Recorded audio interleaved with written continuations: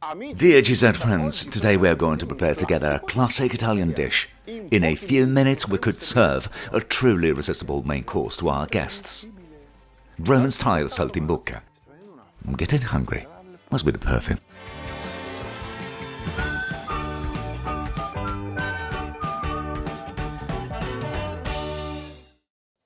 Like many quick recipes, Roman-style saltimbocca can also have hidden pitfalls.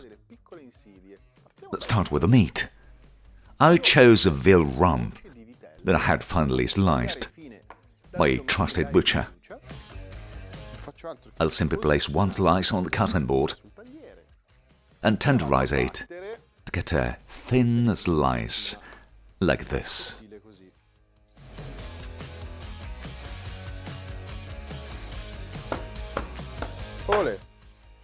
And then thinly sliced prosciutto placed on top,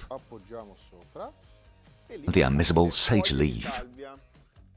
I'll place it, and I'm going to seal my saltimbocca with a toothpick. You can also make rolls. You can make them with ham if prosciutto is too salty for you. But let's say that the contrast between prosciutto, sage and veal is perfect in my opinion. Then flour. Some use it, some don't. It's not mentioned in the original recipe. We're going to use just a pinch of it to provide the dish with the absolutely scrumptious cream. Let's put butter and oil in the pan. Let it melt on medium-high temperature. We can dredge the first saltimbocca in the flour. Shake off any excess and in the first one. It's going to be very quick now. And in the second, the third, and the last. Let's make room. Let's increase the temperature a little to make them a beautiful golden brown. One grinded pepper. Obviously, I won't add any salt due to the ham with its nice saltiness. Let's check them. Okay, we can blend. You want to use top quality white wine here. Let's let the alcohol cook off and then cover it. It'll be ready in 1 minute.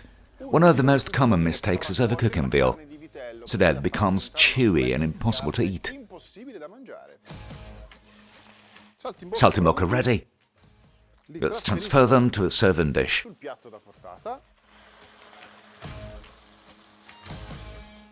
And we're going to serve them with our cooking juices. Let's increase the temperature. Add a knob of butter.